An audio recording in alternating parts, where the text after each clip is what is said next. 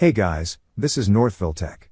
In this video, we're going to learn how to open an independent bank account online. Specifically, we will be opening a personal checking account. Open the website independentbank.com, then click on Personal.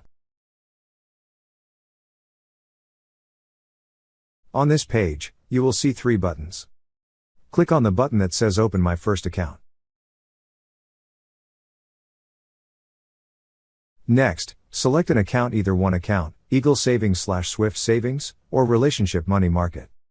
In this video, I chose one account. Click on the option you wish to select. After selecting, choose an answer on how did you hear about Independent Bank. Then click on Next. Now, select a card design.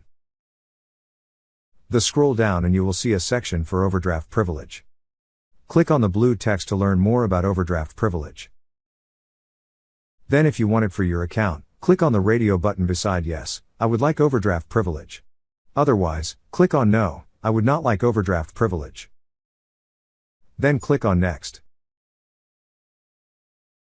Now, it will ask you if you want to enroll in the club checking bundle. Click on the drop-down arrow beside it, then click on the option you wish to select. Next, enter all the required information. After entering, click on Next.